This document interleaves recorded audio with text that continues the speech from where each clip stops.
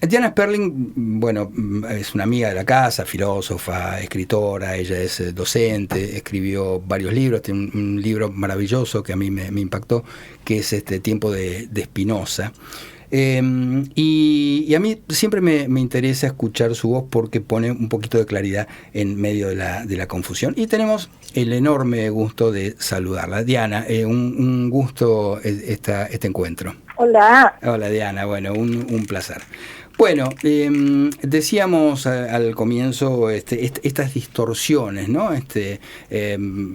Uno diría en principio que podrían ser, qué sé yo, descuidos de los periodistas, pero uno sospecha que en el origen de estos, entre comillas, descuidos hay una intención. ¿Cómo vivís vos esta suerte de escandalosa desinformación desde los zócalos de los noticieros que, por ejemplo, dicen intercambio de rehenes cuando estamos hablando de bebés secuestrados, como el caso de Fir Vivaz, con terroristas que han sido juzgados? Mira, me parece escandaloso básicamente por el sesgo de los medios, como que no hay de ninguna manera un pensamiento crítico o un análisis de la situación. Me parece que es terriblemente doloroso para las dos partes, Israel y los habitantes de Gaza, los gazatíes, los palestinos, ponen el nombre que quieras. La guerra es una situación donde nadie gana, es mentira decir la guerra la ganó uno u otro. Todos pierden, viste, es como una perinola perdedora. Así que lo que sí entiendo es que la situación en ambos lados es absolutamente dramática, con muertos, heridos, destrucción en todo sentido, destrucción material, destrucción emocional, destrucción psíquica, destrucción, en fin, de todo lo que a uno se le pueda ocurrir.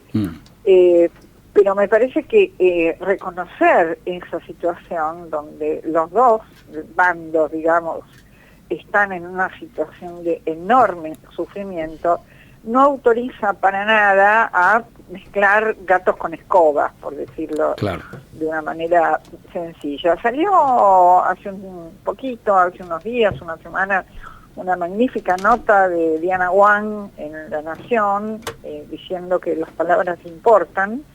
No es lo mismo hablar de rehenes que hablar de civiles, que hablar de terroristas, que hablar de... Claro. Es necesario. Lo primero que hay que hacer es un poco baje, porque indudablemente la masa de lectores es siempre permeable a esas cosas que se repiten y se repiten y se repiten, y quizás no tienen la información o la capacidad o las ganas o el tiempo de profundizar en esa información, y entonces compran, digamos, esos eslogans que salen ahí, como vos decías, en los grafos, en los zócalos, o en los títulos. Salió, por ejemplo, esto salió en la tapa de Clarín, que fue un escándalo, intercambio de rehenes. Bueno, no es un intercambio de rehenes, es un intercambio doloroso para las dos partes de secuestrados por el terrorismo de un lado, prisioneros que han sido efectivamente apresados por actos terroristas, criminales, juzgados, por el otro, pero eso no quita que de parte de los dos bandos haya un extremo sufrimiento. Quiero decir, no estoy diciendo acá hay unos malos y unos buenos. Me parece que lo primero que hay que hacer es salirse de esa polarización, digamos, porque si no, volvemos a caer en un pensamiento sustancialista, donde hay ángeles y demonios, donde hay el bien y el mal, y no creo para nada que esto sea así. Sí, no sé si queda claro. Sí, yo coincido absolutamente con vos. Sí me parece que es necesario señalar que las grandes víctimas también digo, para no, por supuesto, equiparar cualquier cosa, son los propios gazatíes a manos de Hamás, Claro.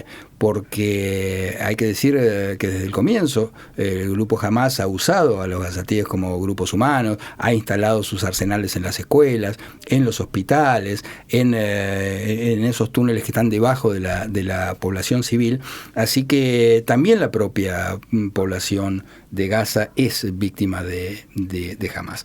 Ahora, a mí lo que me sorprende es como precisamente después de ese ataque bestial del 7 de octubre, que uno diría, bueno, el mundo vio el grado de ferocidad, de salvajismo de este grupo terrorista, ¿por qué paradójicamente se produce un brote de antisemitismo cuando el sentido común indicaría que la gente tuvo que haber abierto los ojos y ver quién produjo esta masacre? Sí, es una pregunta, me parece fundamental y hay que plantearla, ¿no? Y me parece fantástico que lo hagas. Mira, yo creo que el antisemitismo, brote o no brote a ojos vistas, es una pulsión larval en Occidente desde el momento mismo de su fundación.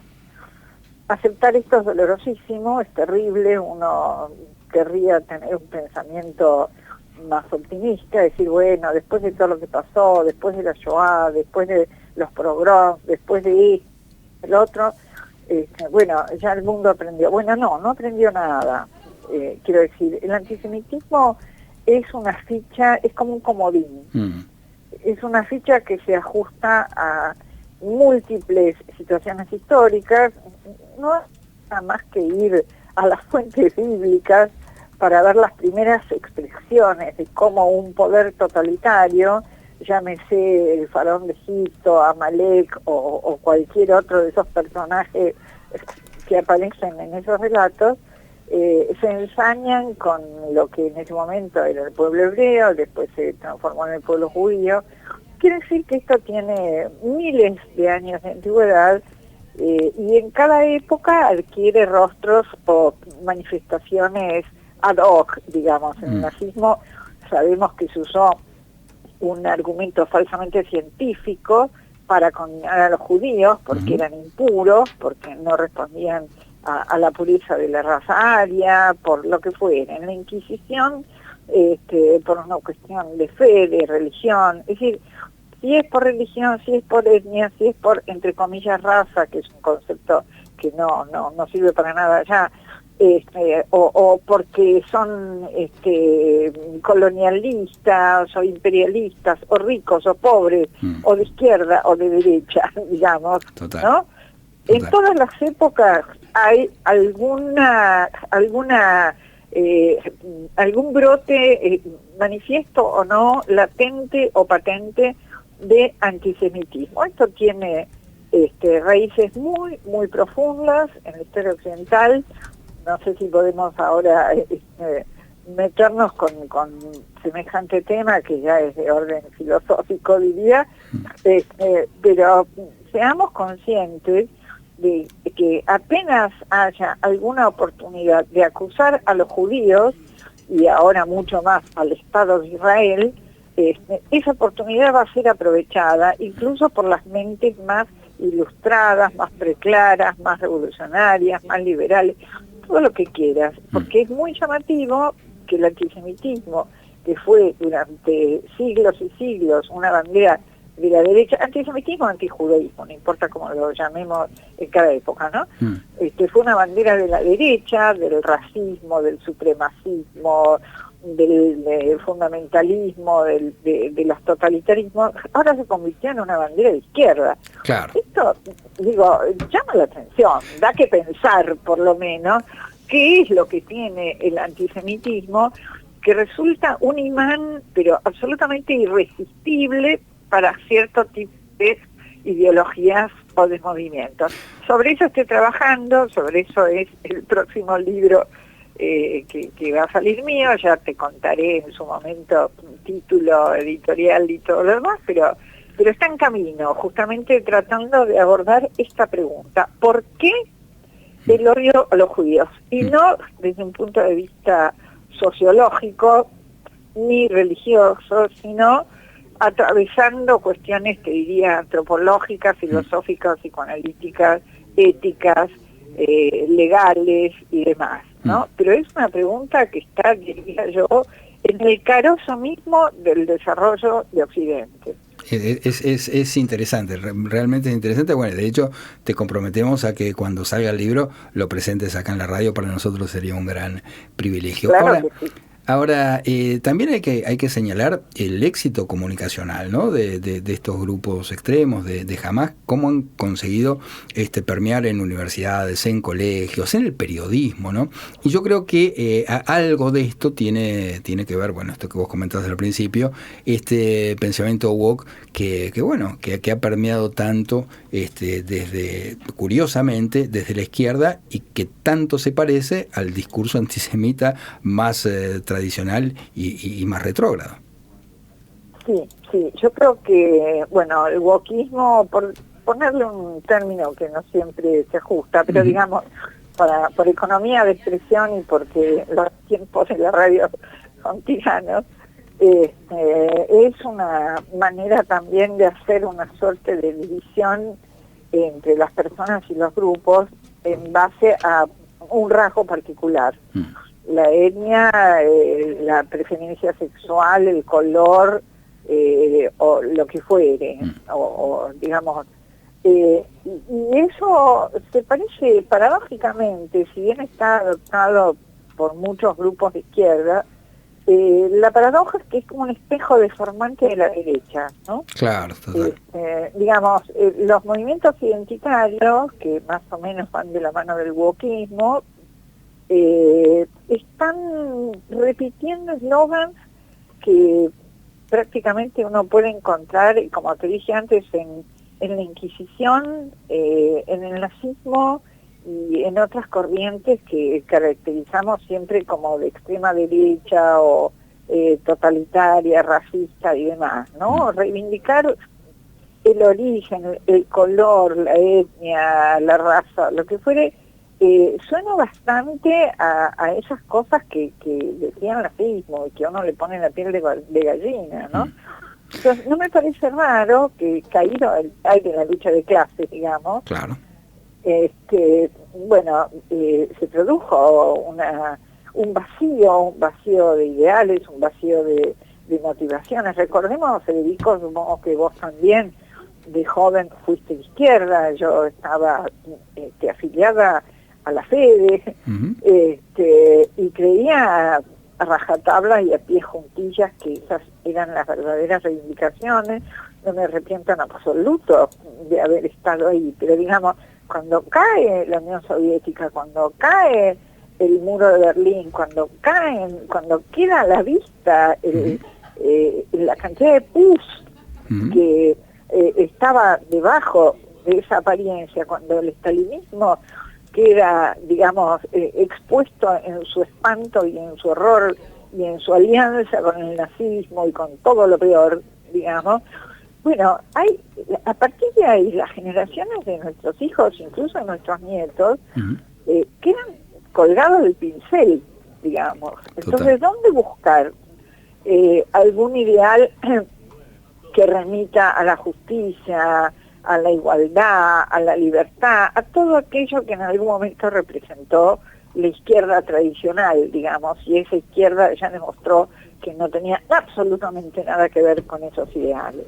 Entonces me parece que hay un viraje en ese sentido absolutamente acrítico, y no nos olvidemos que vivimos en la época de las redes, ya no de los medios, claro, sino de las redes, de los eslogans, del instantáneo, del TikTok, ¿no? La tiktokización de los ideales, me parece, donde los chicos, estoy hablando de la edad de mis nietos mayores, de 20 años, 18, 20, 22, que adhieren, pero furibundamente, a un eslogan, y a lo mejor cuando uno les pregunta, bueno, ¿qué significa eso? ¿Qué estás defendiendo?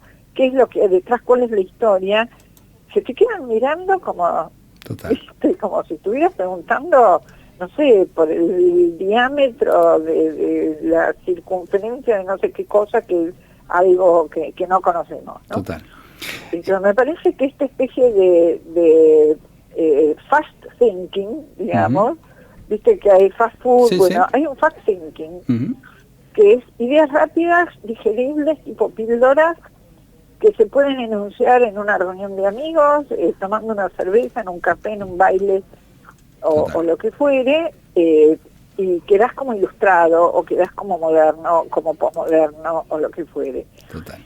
Yo creo que hay mucho de eso, además de, y esto no es un factor menor, además de millones y millones y millones de dólares invertidos por el radicalismo islámico, Totalmente. metido en las universidades, especialmente americanas y europeas, para fomentar esta ideología berreta, digamos, esloganera y tiktokera, donde las reivindicaciones son totalmente absurdas, porque los gays o los LGTB que reivindican Free for Palestine o cosas por el estilo, sabemos perfectamente que no sobrevivirían ni un día en Palestina o en cualquier país islámico con esa ideología, con esas prácticas de sus vidas. Bueno, Entonces, eso tal vez sea lo más paradójico y lo que más llama la atención, ¿no? Cómo estos grupos que tienen que ver con el LGTB, etcétera, esto que vos decís, sobrevivirían un par de horas en cualquiera de estos países musulmanes, ni hablar en la Franja de Gaza, y sin embargo son los que con más ruido, no sé si la mayoría, pero por lo menos los que con más ruido apoyan, por ejemplo, a estos regímenes que masacran homosexuales, que apedrean mujeres. Esto es muy difícil para muchos de entender. sí, yo creo que nosotros pertenecemos, yo más que vos, porque tengo unos cuantos años, pero pertenecemos a una generación donde todavía los eslogans tenían alguna posibilidad de ser analizados o criticados o discutidos. Creo que estamos presenciando algo que no pertenece para nada a ese estilo de pensamiento, y no nos queda otra, porque no se puede volver el reloj atrás y no se puede, digamos, renegar de que el tiempo pasa y las generaciones se suceden. No nos queda otra que de algún modo tratar de intervenir, de hacer docencia, de la manera que cada uno pueda y en su ámbito. Simplemente preguntar, y decime, ¿y eso que vos estás diciendo, cómo se compagina con tal otra cosa? ¿O qué harías vos si, no? Digamos, una intervención que dé lugar a que el otro piense sus propias palabras, digamos, o sus propias convicciones. No hay demasiada posibilidad de cambiar esa mentalidad, pero sí creo que, viste, nosotros también éramos medio tarados, yo reconozco que lo era, esto lo charlamos muchas veces con mi marido, que creíamos todo hasta que nos dimos cuenta, hasta que se nos cayó la venda de los ojos. Bueno, démosle el beneficio de la duda a muchos de estos jóvenes que emiten ese tipo de frases o de eslogans o defienden esos ideales que van en contra de sus propios intereses, y pensemos que en algún momento pueden madurar y pueden cambiar algo. Independientemente de eso, yo creo que puede haber una enorme confusión en el sentido de que creen que estos ataques terroristas, Hamas y demás, están defendiendo la libertad de los palestinos o la fundación del Estado palestino, digamos. Pero ahí hay que hacer también algunas distinciones. Yo no tengo tan claro el tema de la solución de los dos estados. Para mí es un tema confuso y conflictivo del cual no sé tanto como para poder opinar con autoridad. Me baso en gente que sabe muchísimo más que yo y a la que respeto mucho, como el académico Leonardo Seiman, argentino-israelí, y otra gente muy piola que piensa estos problemas. Yo creo que sí hay una situación a la que hay que encontrarle una solución. Ni Israel va a desaparecer, ni los judíos nos vamos a ir a ninguna parte, ni los palestinos se van a ir a ninguna parte. Total. ¿Qué hacemos con eso? Total. Diana, un placer, realmente un gusto. Te comprometemos, como te decía antes, a que vengas a presentar tu próximo libro acá a la radio. Bueno, un abrazo enorme y muy valiosa tu participación en el Foro Argentina Antisemita. Te mando un gran abrazo y gracias a todos los que escuchan y ojalá ayudemos a pensar un poquito. Abrazo.